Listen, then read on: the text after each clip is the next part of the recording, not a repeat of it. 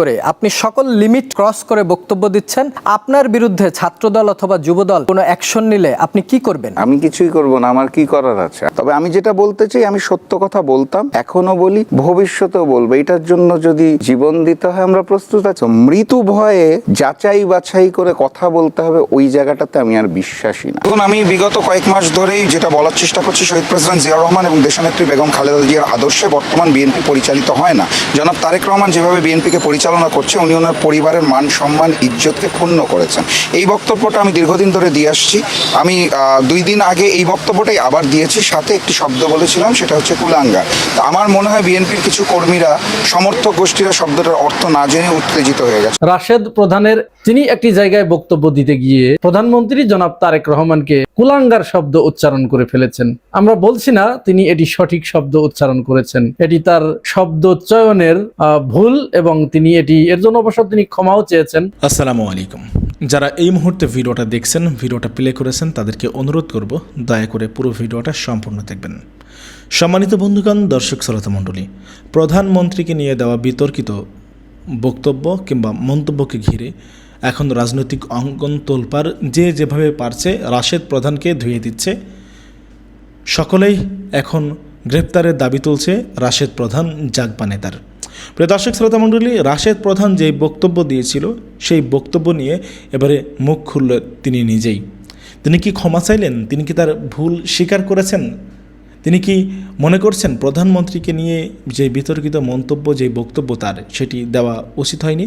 নাকি তিনি মনে করছেন তিনি যেটা বলেছে সেটা ঠিকই ছিল, সঠিক কথা বলেছে, ভেবে চিনতে বলেছে, তিনি ভুল কিছু বলেননি, এমন মনে করছেন নাকি? চলুন কথা না বেড়ে দেখে আসি রাশেদ প্রধান কি মনে করছেন আসলে তার বিতর্কিত মন্তব্য নিয়ে, যে বিএনপি নেতাকর্মীরা ফুঁসে উঠেছে, ক্ষোভে ফুঁসছে। প্রিয় দর্শক শ্রোতা মণ্ডলী, সে বিষয়ে রাশেদ প্রধানের মন্তব্য কী আমরা দেখে আসবো, তারপরে কথা বলবো। আশা করি সঙ্গে থাকবেন, ভিডিওটি সর্বোচ্চ পরিমাণে শেয়ার করার অনুরোধ জানাবো আপনাদেরকে। প্রিয় দর্শক শ্রোতা মণ্ডলী, চলুন কথা না বাড়িয়ে আমরা দেখি প্রধানমন্ত্রীকে নিয়ে বিতর্কিত বক্তব্য দেওয়াকে কেন্দ্র করে মুখ খুলে কি বলল রাশেদ প্রধান। আর্টিকেল 39 সংবিধানে বাক স্বাধীনতার কথা বলা হয়েছে। সেই বাক স্বাধীনতার তো নিশ্চয়ই একটা সীমাও আছে। আপনি কি সেই সীমা অতিক্রম করছেন? দেখুন, আমি আমার জায়গা থেকে যেটা বুঝি সেটা হচ্ছে, আমি এই মুহূর্তে বিরোধী দলে আছি, আমি রাজপথের মানুষ, সংসদের মানুষও না। তো আমি রাজপথের পালস বুঝে, জনগণের পালস বুঝে, জনগণ যেটা শুনতে চায় আমাদের মুখে, সেই ভাষায় কথা বলতে অভ্যস্ত। আপনি ওই যে ইন্ট্রোতে নির্বাচনী প্রচারণার কথা বলছেন, তখনও তো আমার নানাবিধ শব্দ নিয়ে নানা রকম বিতর্ক সৃষ্টি হয়েছিল, সোশ্যাল মিডিয়াতে কথাবার্তা হয়েছিল, কিন্তু তখন আসলে এত ইফেক্ট দেখা যায়নি গতকাল থেকে যেটা দেখা যাচ্ছে। গতকালকের আর নির্বাচনকালীন শব্দগুলোর মধ্যে খুব একটা পার্থক্য নাই, কিন্তু গতকালকে এত বড় হয়ে গেল কেন? এত বড় হয়ে গেল কারণটা হচ্ছে, এই সময় একটা ক্ষমতাসীন সরকার আছে, যেটা নির্বাচনের পূর্বে ছিল না। এই কারণে তখন এত বড় করে দেখা হয়নি। এখন একটা ক্ষমতার একটা আলাদা গরম আছে। আপনি যেমন আমাকে হট সিটে বসিয়েছেন, এরকম ক্ষমতার হট সিটটা আসলে অনেক হট। তো ওই জায়গাটার থেকে প্রতিক্রিয়া আসছে, এটাই স্বাভাবিক। আমার মনে হয় বাংলাদেশের মতো দেশে ওই যে জুলাই গণঅভ্যুত্থানের পরে আমরা যেটা চেয়েছিলাম, সেটা তো আসলে পাইনি, যে সেখানে আমি আমার কথাটা বলতে পারবো, আরেকজন আমাকে নিয়ে বলতে পারবে। এই জায়গাটা তো বোধহয় সৃষ্টি করতে পারিনি দেখেই এত আলোচনা সমালোচনা বলে আমার মনে হচ্ছে। নতুবা এটা আসলে এত বড় করে দেখার মতো কিছু না। আপনি রাশেদ প্রধান, আপনাকে প্রশ্ন করেছেন রাশেদ খান, তার ফেসবুক পোস্টে তিনি লিখেছেন আপনাকে উদ্দেশ্য করে, আপনি সকল লিমিট ক্রস করে বক্তব্য দিচ্ছেন, আপনার বিরুদ্ধে ছাত্রদল অথবা যুবদল কোনো অ্যাকশন নিলে আপনি কি করবেন? এমন একটা প্রশ্ন আপনাকে করেছে। সেম প্রশ্ন আমিও করছি, কি করবেন? আমি কিছুই করব না, আমার কি করার আছে। আমি তো আগেই বলেছি, আমি ইভেন পার্লামেন্টেরও সদস্য না, আমি রাজপথের মানুষ। ফ্যাসিস্ট হাসিনা বিরোধী আন্দোলনে রাশেদ খান আর আমি পাশাপাশি ছিলাম, আমাদের দুজনের নামই রাশেদ। উনি অত্যন্ত সাহসী ভূমিকা পালন করেছে ওই সময়। পরবর্তীতে দুইজনের মেরুকরণ দুই রকম হয়েছে। এখন উনি ওনার পোস্টের মাধ্যমে অথবা স্ট্যাটাসের মাধ্যমে ছাত্রদল যুবদল যদি আমার উপর কিছু করে বা আক্রমণ করে, তাহলে আমার কি করার থাকতে পারে? কারণ উনি তখন সরকার পক্ষের মানুষ আর আমি তো রাজপথের মানুষ। আমার কিছুই করণীয় নাই, আমার সাথে প্রশাসনও নাই, পুলিশও নাই, আমার সাথে জনগণ আছে। জনগণ সহানুভূতি জানাতে পারে, সেটাই হবে। আর সেইখান থেকে যদি আহত হই তাহলে চিকিৎসা নিতে হবে, যদি নিহত হয়ে যাই তাহলে তো চলে গেলাম আল্লাহর দরবারে, তাহলে তার বলার কিছু নেই। কিন্তু বাস্তবতা হচ্ছে, সত্য কথা বলতে যেয়ে যদি এখন ছাত্রদল যুবদলের আক্রমণের শিকার হতে হয়, অথবা রাশেদ খান যদি তাদেরকে ইঙ্গিতে বুঝিয়ে দেয় যে যাও আক্রমণ করো, তাহলে আক্রমণের শিকার হতে হবে। এর বেশি আমার কোনো কিছু করার নাই। তবে আমি যেটা বলতে চাই, আমি সত্য কথা বলতাম, এখনো বলি, ভবিষ্যতেও বলবো, এটার জন্য যদি জীবন দিতে হয় আমরা প্রস্তুত আছি। হাসিনার আমল থেকেই তো প্রস্তুত আছি। আর আমার এই লাইনটা সবসময় মনে পড়ে, জুলাই গণঅভ্যুত্থান 19 তারিখ, ওই সময় আমার ডান পাশের মানুষটা সরাসরি গুলি খেয়ে পড়ে মারা গেল, আমার সামনে একটা ছোট্ট পথ শিশু মারা গেল, ওই দিন আমারও মারা যাওয়ার কথা ছিল। আমি এই মুহূর্তে আমার দ্বিতীয় জীবন কাটাচ্ছি। সো মৃত্যু ভয়ে যাচাই বাছাই করে কথা বলতে হবে, ওই জায়গাটাতে আমি আর বিশ্বাসী না। একসময় আসলে আশঙ্কা জাগতো, এটা কি বলবো নাকি বলবো না, একটু হলেও জাগতো, অস্বীকার করবো না। এখন আর এই জিনিসটা কাজ করে না, কারণ আমি জানি আমি আল্লাহ প্রদত্ত দ্বিতীয় জীবন কাটাচ্ছি, এই কারণে এই ভয়গুলো কাজ করে না এখন। 24-এর যে গণ আন্দোলন, এই আন্দোলনের পরে ফ্যাসিজমের পতনের পরে যে বাংলাদেশ আমরা চেয়েছিলাম, সে বাংলাদেশ আমরা পেয়েছি কিনা এটা নিশ্চয়ই জনগণ যাচাই বাছাই করবে। কিন্তু আমার যেটা প্রশ্ন, এরপরে যে সরকার গঠন হলো তার 2 মাস অতিবাহিত হয়েছে। আগের যে তত্ত্বাবধায়ক সরকার বলি বা যে উপদেষ্টা পরিষদ ছিল, অন্তর্বর্তী সরকার, এইটা নির্বাচনের মাধ্যমে গণতান্ত্রিক সরকার রয়েছে। আপনারা 11 দলীয় জোট ছিলেন, বিরোধী দলের এখন আপনারা আসন পেয়েছেন, আপনি সরাসরি নির্বাচনে অংশগ্রহণ করেননি। কিন্তু এই আন্দোলনের পর যে সরকার গঠন হলো তাকে তো একটা ন্যূনতম সময় দিতে হবে। সে সময়টা আপনারা দিচ্ছেন, তাদেরকে সহযোগিতা করছেন, নাকি সমালোচনা করে তাদেরকে পিছিয়ে দিচ্ছেন বা আরেকটা আন্দোলনের হুমকিও দিচ্ছেন? না, সুন্দর প্রশ্ন। আসলে জনগণেরও জানার অধিকার আছে। দেখুন, নির্বাচিত হয়ে আসার পর এই নির্বাচিত সরকার যেভাবেই নির্বাচিত হোক, সেটা ম্যানেজ ভোট হোক অথবা মেকানিজম হোক, যেটাই হোক, নির্বাচিত তো হয়েছে। নির্বাচিত হওয়ার পর এই বিএনপি সরকারের একই দিনে 2টা শপথ গ্রহণ করার কথা ছিল। একটা হচ্ছে জাতীয় নির্বাচনের মাধ্যমে আমি সংসদ সদস্য হব, আরেকটা হচ্ছে গণভোটের মাধ্যমে আমাকে এখন সংবিধান সংস্কার পরিষদের সদস্য হতে হবে। তো শপথ গ্রহণের প্রথম দিনই তো বিএনপি সরকার 70% মানুষ যারা হ্যাঁ ভোট দিয়েছিল তাদের সাথে বেইমানি করেছে। তো এখন সেই জায়গাটাকে তাদেরকে আমি কি সহযোগিতা করতে পারি? আমি কি তাদেরকে এটা বলতে পারি যে আপনারা যে নতুন করে স্বৈরাচার হতে চাইছেন বা নতুন ফ্যাসিজম সৃষ্টি করতে চাইছেন, এখানে আমাদের সমর্থন আছে? অবশ্যই না। তাহলে আমাদের কাজ ছিল হচ্ছে তাদের ভুলগুলোকে ধরিয়ে দেওয়া। আপনি খেয়াল করবেন, সংসদে বিরোধী দলীয় নেতা যারা রয়েছে 11 দলীয় ঐক্যের, তারা কিন্তু আলোচনার মাধ্যমে বারবার অনুরোধ করেছে, এখনো করছে, যে সংস্কার পরিষদ যেটা গঠন হওয়ার কথা ছিল সেখানে শপথ গ্রহণ করুন, আসুন আমরা জুলাই সনদটাকে প্রপারলি বাস্তবায়ন করি। এখন বিএনপি সেটা করতে রাজি না। এই সময় হয় আমাদেরকে আপোষ করতে হবে স্বৈরতন্ত্রের সাথে, অথবা আন্দোলন সংগ্রামে যেতে হবে।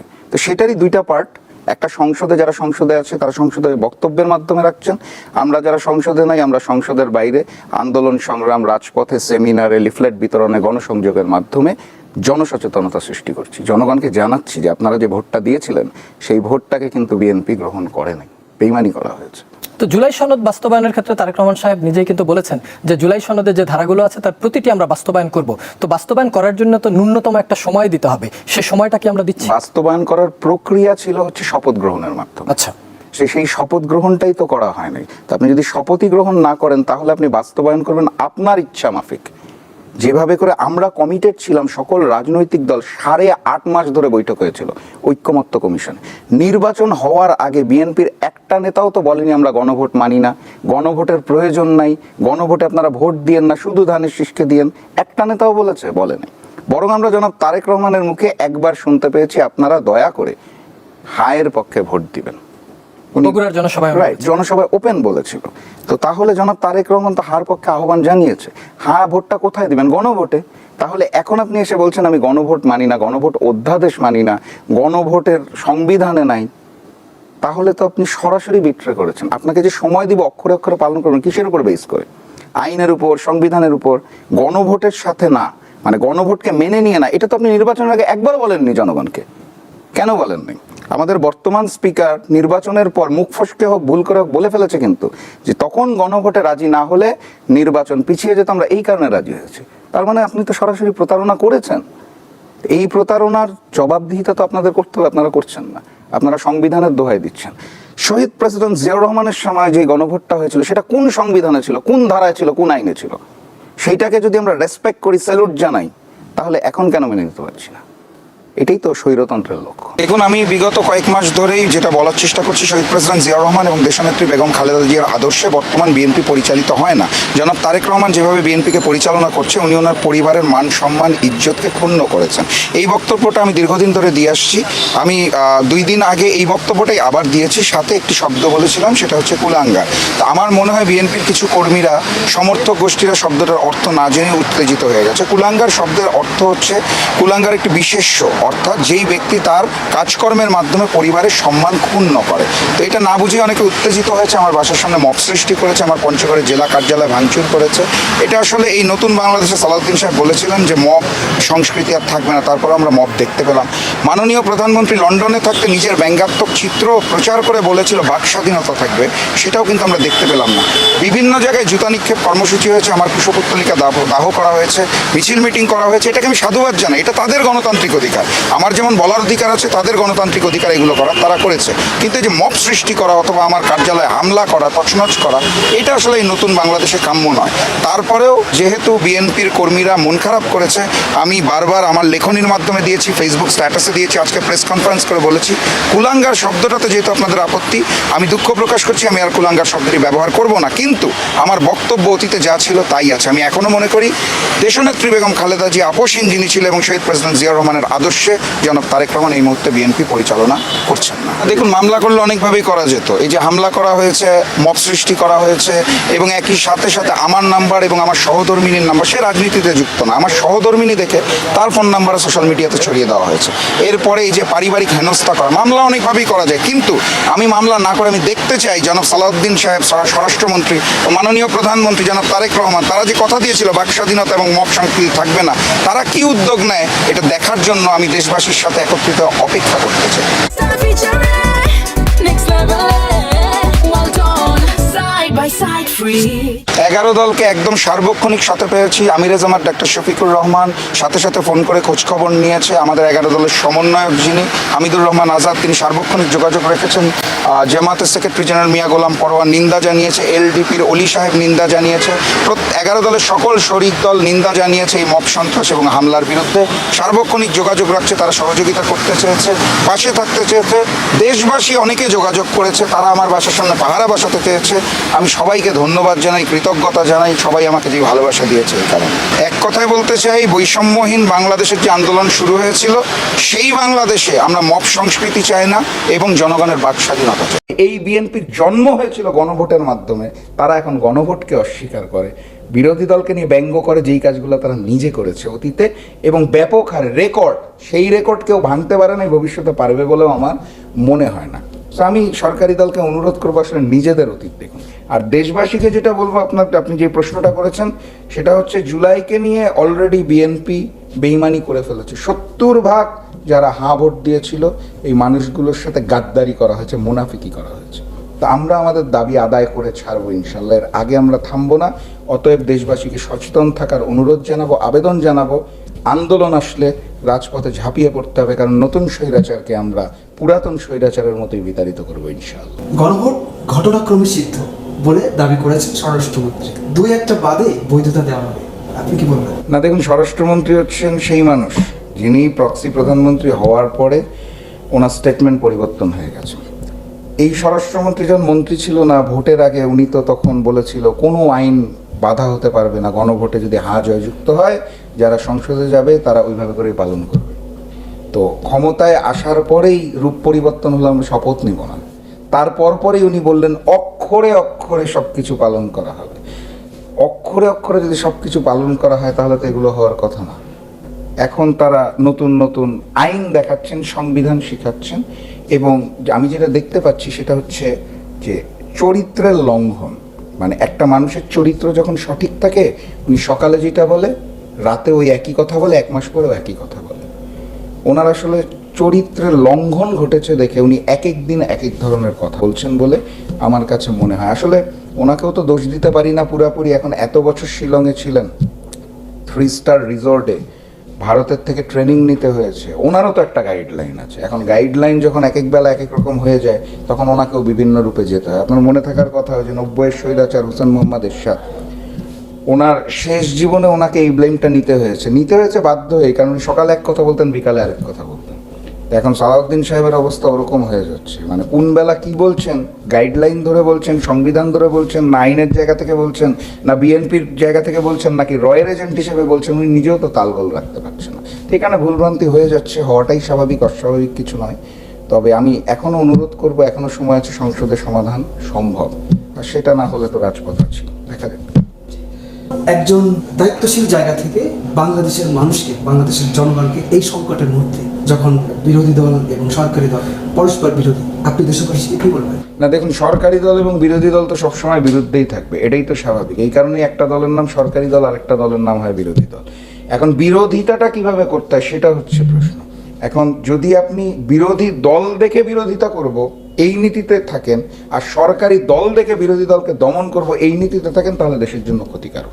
কিন্তু যৌক্তিক কারণে বিরোধী দল যদি সরকারি দলের সমালোচনা করে এবং সরকারি দল যদি সম্মান এবং মর্যাদা দিয়ে বিরোধী দলের সমালোচনাগুলোকে গ্রহণ করে সমাধানের চেষ্টা করে, তখন একটা নতুন বাংলাদেশ গড়ে ওঠে, যেটা আমাদের স্বপ্ন ছিল, আশা ছিল, আকাঙ্ক্ষা ছিল। কিন্তু বাস্তবতায় আমরা দেখতে পেলাম বিরোধী দলকে সংসদে আসলে 2/3 মেজরিটির জোরে ক্ষমতায় দাবিয়ে রাখা হচ্ছে, হাস্যরস করা হচ্ছে। তো এই জায়গাটা আসলে আমাদের জন্য দুঃখজনক। আপনি খেয়াল করে দেখবেন, বিরোধী দল অত্যন্ত যৌক্তিক দাবিতে মাত্র 4 বার বয়কট করার পরে সরকারি দল থেকে ব্যঙ্গ করে বলা হচ্ছে যে বিরোধী দল তো হচ্ছে বয়কট পার্টি বা বয়কট দল, এরকম ওয়াকআউট পার্টি, ওয়াকআউট করে খালি বিরোধী দল, এইভাবে ব্যঙ্গ করা হচ্ছে। আমি সরকারি দলকে অত্যন্ত বিনয়ের সাথে মনে করিয়ে দিতে চাই, বর্তমানের সরকারি দল 96 সালে যখন বিরোধী দল ছিল, আমি পরিসংখ্যানটা দেখছিলাম, 42% ডেজ, 42 ভাগ সময় তারা ওয়াকআউট করেছিল। 100-র মধ্যে 42, যখন তারা 96-এ বিরোধী দল ছিল। যখন তারা 2014-র বিরোধী দল ছিল, তখন 82% টাইম তারা ওয়াকআউট করেছে, সংসদেই ছিল না। যারা 100 দিনের মধ্যে 82 দিন সংসদের বাইরে অবস্থান করে, তারা যখন মাত্র 4 বার যৌক্তিক কারণে ওয়াকআউট নিয়ে ব্যঙ্গ করে, তাদের আসলে নিজেদের অতীতটা দেখা উচিত। যেইভাবে করে তারা অতীতকে অস্বীকার করে, জুলাইকে অস্বীকার করে, গণভোটকে অস্বীকার করে, নিজেদের ইতিহাসও অস্বীকার করে, দেশনেত্রী বেগম খালেদা জিয়া যে সংবিধান ছুঁড়ে ফেলে দিতে চেয়েছিল সেটাকেও তারা অস্বীকার করে। একইভাবে এই বিএনপির জন্ম হয়েছিল গণভোটের মাধ্যমে, তারা এখন গণভোটকে অস্বীকার করে, বিরোধী দলকে নিয়ে ব্যঙ্গ করে, যেই কাজগুলো তারা নিজে করেছে অতীতে এবং ব্যাপক হারে রেকর্ড, সেই রেকর্ড কেউ ভাঙতে পারে না, ভবিষ্যতে পারবে বলেও আমার মনে হয় না। তো আমি সরকারি দলকে অনুরোধ করবো আসলে নিজেদের অতীত দেখুন। আর দেশবাসীকে যেটা বলবো, আপনি যে প্রশ্নটা করেছেন সেটা হচ্ছে, জুলাইকে নিয়ে অলরেডি বিএনপি বেইমানি করে ফেলেছে। 70 ভাগ যারা হা ভোট দিয়েছিল, এই মানুষগুলোর সাথে গাদ্দারি করা হয়েছে, মুনাফিকি করা হয়েছে। তো আমরা আমাদের দাবি আদায় করে ছাড়বো ইনশাল্লাহ, এর আগে আমরা থামবো না। অতএব দেশবাসীকে সচেতন থাকার অনুরোধ জানাবো, আবেদন জানাবো, আন্দোলন আসলে রাজপথে ঝাঁপিয়ে পড়তে হবে, কারণ নতুন স্বৈরাচারকে আমরা পুরাতন স্বৈরাচারের মতোই বিতাড়িত করবো ইনশাল্লাহ। রাশেদ প্রধানের একটা শব্দ উচ্চারণে বা একটা শব্দ চয়নে তোলপাড় শুরু হয়ে গেছে পুরা বাংলাদেশ। বিশেষ করে বিএনপির রাজনৈতিক অঙ্গনে ব্যাপক হইহুল্লোড় শুরু হয়েছে এবং তারা এই নিয়ে ব্যাপক শোরগোল শুরু করেছে। তিনি একটি জায়গায় বক্তব্য দিতে গিয়ে প্রধানমন্ত্রী জনাব তারেক রহমানকে কুলাঙ্গার শব্দ উচ্চারণ করে ফেলেছেন।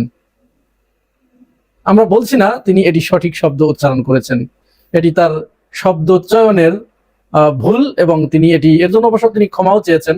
পরবর্তীতে কুলাঙ্গার শব্দের ব্যাখ্যা দিয়েছেন এবং এর জন্য তিনি ক্ষমা চেয়েছেন। আমরা চাই না কেউ এই জাতীয় শব্দ প্রধানমন্ত্রী বা অনুরূপ সম্মানিত কোনো ব্যক্তির ক্ষেত্রে ব্যবহার করুক। যেমনটি আমরা তীব্রভাবে নিন্দা জানাই বিরোধী দলীয় নেতা ডক্টর শফিকুর রহমানকে চুম্মা শফিক, সাদা শকুন ইত্যাদি বলা। বিএনপি ছাত্রদল এবং তার অঙ্গ সংগঠনের নেতাকর্মীরা প্রতিনিয়ত এই শব্দগুলো দিয়ে ডক্টর শফিকুর রহমানকে যাচ্ছে তাই হেনস্থা করার চেষ্টা করেছেন। তবে এই একটি শব্দে বিএনপির ভিতরে এত তোলপাড় শুরু হলো কেন? এর পরেও আরো একজন এর থেকে মারাত্মক শব্দ ব্যবহার করেছে, যে ভিডিওটি আমি আপনাদেরকে দেখাবো। কিন্তু আপনারা লিখে রাখেন, ওইখানে বিএনপি যাবে না। কেন যাবে না সেই ভিডিও দেখানোর পরে তার ব্যাখ্যায় আমি যাব। তার আগে রাশেদ প্রধান সম্পর্কে যেটুকু বলার সেটুকু আগে বলে নেই। রাশেদ প্রধানের এই শব্দ ব্যবহার করার পরে বিএনপির ভিতরে ব্যাপক বিক্ষোভ দেখা দেয়, ব্যাপক অসন্তোষ দেখা দেয়। তারা রাশেদ প্রধানের কুশপুত্তলিকা দাহ করে, এমনকি তার বাড়িতে গিয়ে মব পর্যন্ত সৃষ্টি করেছে। বিএনপির পক্ষ থেকে বারবার একটি শব্দ উচ্চারণ করা হচ্ছে 5 আগস্টের পর থেকে। বিশেষ করে আওয়ামী লীগ এবং শেখ হাসিনা যে মিডিয়া শ্রেণী, দালাল শ্রেণী এখানে তৈরি করে গিয়েছিল, তারা এই মব শব্দটা উচ্চারণ করে। এখানে জাহিদুর রহমান, বর্তমান প্রধানমন্ত্রীর যিনি পলিসি এবং স্ট্র্যাটেজি উপদেষ্টা, এই জাহিদুর রহমান এই শব্দটা প্রচুর ব্যবহার করেছে। ওই সময় আওয়ামী লীগের নেতাকর্মীদের কোনো জায়গায় কোনো কিছু হলে, কেউ গ্রেপ্তার করে যদি পুলিশে দিয়েছে, তাকে আটক করে যদি থানা হাজতে সোপর্দ করেছে, সাথে সাথে এই জাহেদুর রহমানরা এবং আওয়ামী লীগের যে মিডিয়াগুলো আছে, যে দালাল শ্রেণী আছে, তারা মব মব মব মব করতে করতে তাদেরকে এইভাবে দায় মুক্তি দিয়েছে। ফলে আওয়ামী লীগ যে অপকর্মটি দেশে করেছে দীর্ঘ 17 বছর, তাদের এই অপকর্ম, এই মবের ভয়ে মানুষ একটা ভয় পেয়ে গেছে যে মব বলে তাদেরকে অপমান অপদস্থ করা হচ্ছে, তাদেরকে নিরুৎসাহিত করা হচ্ছে এবং বিপরীত পক্ষে আওয়ামী লীগকে বাঁচানোর জন্য একটা অস্ত্র হয়ে দাঁড়ালো। যার কারণে মানুষ নিরুৎসাহিত হয়ে গেছে। আওয়ামী লীগ যা করেছে সেই অনুযায়ী তাদের উপরে যা হওয়ার কথা ছিল, এই শব্দটির কারণে আওয়ামী লীগ বেঁচে গেছে। কিছুই হয় নাই, তাদের কিচ্ছু হয় নাই। এবং এই যে যতটুকু যেখানে যা হয়েছে, এই সবগুলো কিন্তু অধিকাংশের সাথে বিএনপি জড়িত, ছাত্রদল জড়িত, যুবদল জড়িত, এরাই সবচেয়ে বেশি মব সৃষ্টি করেছে। কিন্তু সাম্প্রতিককালে আমরা গভীর উদ্বেগের সাথে লক্ষ্য করেছি, তারা অন্যদেরকে মবের ভিতরে ফেলার চেষ্টা করছে এবং বিএনপি ছাত্রদল যা করছে সেটা তখন মব থাকছে না, সেটা তখন প্রতিবাদ হয়ে যাচ্ছে। রাশেদ প্রধানের বাড়ির সামনে গিয়ে ছাত্রদল যুবদলের ছেলেপেলে জুতা নিক্ষেপ করেছে, তারা সম্মিলিতভাবে সেখানে গিয়ে তাকে গালিগালাজ করেছে, তার বিরুদ্ধে স্লোগান দিয়েছে, এক কথায় তাকে অবরুদ্ধ করে ফেলা হয়েছে। এমনকি রাশেদ প্রধানের পিএস কে গ্রেপ্তার পর্যন্ত করে নিয়ে গেছে, তাকে মারধর করা হয়েছে, মারধর করে তাকে পুলিশের হাতে সোপর্দ করেছে, তাকে গ্রেপ্তার করা হয়েছে। আমরা ওই শব্দটার বিরোধিতা করলেও তিনি আরো যে কথাগুলো বলেছেন যে বর্তমান যে বিএনপি, এ বিএনপি জিয়াউর রহমানের নয়, বর্তমান যে বিএনপি, এ বিএনপি বেগম খালেদা জিয়ার বিএনপি নয়। বেগম খালেদা জিয়া, তার যদি সুযোগ থাকতো কবর থেকে উঠে আসার, তাহলে তিনি কবর থেকে উঠে এসে এই বিএনপি এবং তার কুলাঙ্গার সন্তান তারেক রহমানকে বঙ্গোপসাগরে ছুঁড়ে ফেলতেন। ঠিক এই শব্দটি ব্যবহার করেছেন। এরপরে এই অবস্থা। এখন আমরা চলুন এর থেকে ভয়ঙ্কর এবং মারাত্মক বক্তব্য আরেকজন ব্যক্তি দিয়েছে, কিন্তু সেই ব্যক্তির কাছে বিএনপি এখন পর্যন্ত যায় নাই, তার ব্যাপারে বিএনপি এখন পর্যন্ত মুখ খোলে নাই। কেন খোলে নাই সেটা বলবো, আগে ভিডিওটি দেখি। তারেক রহমান নাকি শিশু মুক্তিযোদ্ধা। তারেক রহমান আমার এইরকম লোক লিডার আসছে 17 বছর পর, হায় রে বাংলাদেশের ভাই, অবস্থা খারাপ। দেখেন, এর মতো একটা লম্পট বাটপার, হাওয়া ভাবন করা, 10 লাখ অস্ত্র মামলার ঘটনা ঘটানো একটা লোক, যার কারণে এই যে ভারত এই যেভাবে আওয়ামী লীগের পক্ষে দাঁড়াইলো, আপনার কি মনে হয় এখানে কি বিএনপির দায় নাই, তারেক রহমানের দায় নাই? 10 লাখের ঘটনা যদি সংগঠিত না হয়, তাহলে 17 বছর এখানে হয়তো বা আওয়ামী লীগ থাকার পেছনে ভারতের যে ভূমিকা, সেটা নাও হইতে পারত। এই ঘটনা সংগঠিত করে 17 বছর পর গায়ে হাওয়া লাগায় কাকে নিয়ে আসছে জানি? এক আছে জেবু আর এক আছে জাইমাকে নিয়ে আসছে। এই যে ভিডিওটা দেখলেন, এটি কার? চেনেন আপনারা তাকে? অনেকেই চেনেন। ইনি হচ্ছেন বিপ্লবী ছাত্র মৈত্রীর কেন্দ্রীয় সভাপতি দিলীপ রায়। নামটা শুনেই বুঝতে পারছেন। এখন এই দিলীপ রায়ের কাছে বিএনপি যাবে? যে শব্দগুলো ব্যবহার করলেন, রাশেদ প্রধানের থেকে আরো কয়েকশো গুণ মারাত্মক শব্দ ব্যবহার করেছেন না? বাংলাদেশের প্রধানমন্ত্রীকে নিয়ে এইভাবে এইরকম শব্দ ব্যবহার করা, এটা আমরা তীব্র ঘৃণা জানাই। যদিও বিএনপি এই ব্যাপারে একেবারে নীরব, তারা রাশেদ প্রধানের পিছনে পড়ে আছে, কারণ রাশেদ প্রধানের নামটা তো রাশেদ প্রধান, মুসলমান নাম। তারপরে তিনি আল্লাহ নবীর কথা বলেন, কোরআন হাদিসের কথা বলেন, জামাত ইসলামের সাথে তার এলাই আছে। সুতরাং এইখানে তো আর ছাড়া যায় না, একে তো ধরতেই হবে। আর এইটা এই উস্কে দিয়েছে কারা? এই দিলীপরা যে দল করে, দিলীপরা যে আদর্শ ধারণ করে, দিলীপদের খুঁটি যেখানে বাঁধা, তারাই মূলত এটা উস্কে দিয়েছে। তাহলে দিলীপ যখন বলেছে, তখন তো গিয়েতের লোক, ঝাঁকের কই, এখানে তো আর কিছু বলার উপায় থাকবে না। কি বলবে এখানে বলার কিছু আছে? বরং বিএনপির ভিতর থেকে কেউ যদি মুখ খুলতে যায় দিলীপের সম্পর্কে, তাহলে ওই গ্রুপটা, বিএনপি এখন যাদের খপ্পরে আটকে আছে, ওই গ্রুপটা হয়তো এতক্ষণে শাসিয়ে দিয়েছে, খবরদার কথা বললে জিপ টেনে ছিঁড়ে ফেলবো, এরকম শাসিয়ে দিয়েছে। কারণ এই দিলীপদের খুঁটি এদেশে না, দিলীপদের খুঁটি বাঁধা ওই পারে। আর কথিত আছে, শোনা যাচ্ছে প্রবল বেগে, যে বিএনপি ওপারের সাথে একটা দেন দরবার করেই ক্ষমতায় এসেছে। তাহলে দিলীপকে কি বলবে? যদি দিলীপকে কিছু বলতে যায়, দিলীপের কিছু বলার আগেই ওপার থেকে হুঙ্কার আসবে, খবরদার ভুলে যেও না, চুক্তির কথা স্মরণ করো সেই সময়ের কথা, যখন তোমাকে অমুক জায়গা থেকে আমরা বাংলাদেশে ফিরিয়ে এনেছি, যখন তুমি আসতে পারছিলে না এবং বলছিলে যে আমার স্বাধীনতা আমার বাংলাদেশে যাওয়া বা না যাওয়া আমার একক সিদ্ধান্তের উপরে নির্ভর করে না। স্মরণ করো সেই সময়ের কথা। এগুলো স্মরণ করিয়ে দিচ্ছে, আর সাথে সাথে তারা নিশ্চুপ হয়ে যাচ্ছে। বিএনপি প্রতিবাদ না জানালেও, বিএনপি দিলীপদের কিছু না বললেও, আমরা আমাদের জায়গা থেকে মাননীয় প্রধানমন্ত্রী সম্পর্কে তাকে 10 ট্রাক অস্ত্রের ভিতরে ঢুকানোর মতো নির্লজ্জ কথা বলে, তাকে লম্পট জাতীয় শব্দ ব্যবহার করার অপরাধে তাকে আরো কিছু শব্দ ব্যবহার করেছেন, আমরা এর তীব্র নিন্দা এবং প্রতিবাদ জানাচ্ছি। সরকারের কাছে জোর দাবি জানাচ্ছি, এই জাতীয় শব্দ যারা ব্যবহার করে, আপনারা যেরকম রাশেদ প্রধানের উপরে যেরকম চটেছেন, রাশেদ প্রধানকে যেমন আপনারা খেয়ে ফেলানোর উপক্রম করে ফেলেছেন, এইখানে খেয়ে না ফেললে অন্তত একটা প্রতিবাদ জানান, তাহলে মানুষ বুঝতে পারবে। Be careful, Rashid Pradhan. ছাগল প্রধান হয়েন না, কুলাঙ্গার প্রধান হয়েন না. The basic black sheep will be. It's our last warning, and we will take action from you and those who are giving you instigation, those who instigate yourself, and those who give you the payment, and because you are the paid agent. সূরা মায়েদাতে আল্লাহ রাব্বুল আলামিন 87 নম্বর আয়াত স্পষ্টভাবে বলেছেন, তোমরা মিথ্যাকে সত্য, সত্যকে মিথ্যাতে রূপান্তরিত করো না, এবং তোমরা সীমা লঙ্ঘন করো না। আল্লাহ নিশ্চয়ই সীমা লঙ্ঘনকারীদেরকে পছন্দ করেন না। সুতরাং আমরা এই রাশেদ প্রধানদেরকে বলতে চাই, সীমা লঙ্ঘন হয়েছে, আল্লাহ রাব্বুল আলামিন সীমা লঙ্ঘনকারীদেরকে পছন্দ করেন না। সেই জায়গায় আমরা ওনার বান্দা বাংলাদেশ জাতীয়তাবাদী ছাত্রদল সেই জায়গাতে ধৈর্যের বাঁধ ভেঙে গেছে। যেই কোনো সময় শুধু আমরা দেশকে অস্থিতিশীল করব না, দেশকে রাজনৈতিক শিষ্টাচার বোধে নিয়ে আসবো বিদায় এখন পর্যন্ত সর্বোচ্চ ধৈর্য ধরে আছি। মিস্টার রাশেদ প্রধান, ছাগল প্রধান হয়েন না, কুলাঙ্গার প্রধান হয়েন না, জারজ প্রধান হয়েন না, এই কথাগুলো আমরা বলতে চাই না। আমরা বলতে চাই আপনাকে সংযত করুন, বক্তব্যে সংযম নিয়ে আসুন।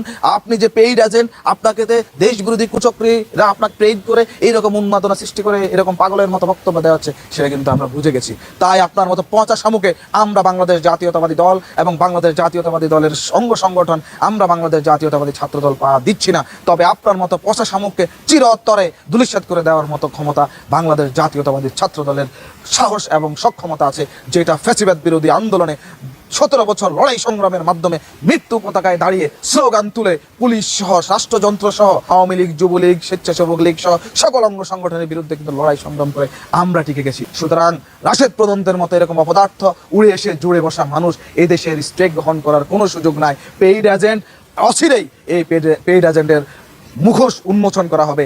তার বাবা ছিল ছাত্র হত্যার অন্যতম আসামি এবং সে বর্তমান সময়ে পেইড এজেন্ট হয়ে বাংলাদেশকে অস্থিতিশীল করার লক্ষ্যে যে বক্তব্য দিচ্ছে, এই বক্তব্য থেকে তাকে বিরত থাকতে হবে। Otherwise Bangladesh Jatiyatabadi Dal will take action and we will not be the tolerate and we have a lot of endurance capacity. That's why till now we are awaiting to be the mark of this situation. সম্মানিত বন্ধুগণ, দর্শক শ্রোতা মণ্ডলী, আপনারা দেখতে পারলেন ব্যক্তিগত অভিব্যক্তি। অবশ্যই কমেন্টে জানাবেন আপনারা কি বলতে চান, আপনাদের মন্তব্য এবং ওপিনিয়নটা কি। রাশেদ প্রধান সে সঠিক কথা বলেছে অনেকে মনে করে, আবার অনেকে বলছে প্রধানমন্ত্রীকে নিয়ে এরকম কুৎসিত এবং বিতর্কিত মন্তব্য না করলেও পারতেন তিনি। সম্মান দিয়ে কথা বলা উচিত, সকলের উচিত যে ব্যক্তিগত আক্রমণ এবং আক্রোশ থেকে দূরে থাকা, এড়িয়ে থাকা। প্রিয় দর্শক শ্রোতা মণ্ডলী, আপনারা কি মনে করেন অবশ্যই কমেন্টে জানাবেন। রাশেদ প্রধানের বক্তব্যকে কেন্দ্র করে কিন্তু রাজনৈতিক অঙ্গনে গতকাল থেকে নানাবিধ আলোচনা চলছে, সমালোচনা চলছে, নানাবিধ কথোপকথন চলছে। প্রশ্ন জনমনে যে রাশেদ প্রধানের গ্রেপ্তার করতে হবে। রাশেদ প্রধান যেটা বলেছে সেটা খুবই খারাপ কথা বলেছে, অনেক মন্তব্য করেছে, বিতর্কিত মন্তব্য। অনেকে বলছে রাশেদ প্রধান আসলে প্রধানমন্ত্রীকে নিয়ে এই বক্তব্য দেওয়ার স্পর্ধা কোথায় পায়, কীভাবে পেল, এরকম নানা বক্তব্য চলছে। প্রিয় দর্শক, আপনারা কি বলতে চান? শেষমেশ আপনাদের মতামতটা জানাবেন। রাশেদ প্রধান কি ঠিক বলেছে, সঠিক বলেছে, নাকি তিনি যেটা বলেছে সেটা ভুল বলেছে, তার বলা উচিত হয়নি, প্রধানমন্ত্রীকে নিয়ে বিতর্কিত মন্তব্য করা ঠিক হয়নি বলে মনে করছেন? আপনারা কোনটা মনে করছেন জানাবেন কমেন্ট করে আপনাদের মূল্যবান মতামত, ওপিনিয়নটা। আজকের মতো বিদায় নিতে হচ্ছে আপনাদের কাছ থেকে। দেখা হবে হয়তো আরও অন্য কোনো একটা ভিডিওতে। সে পর্যন্ত আল্লাহ হাফেজ।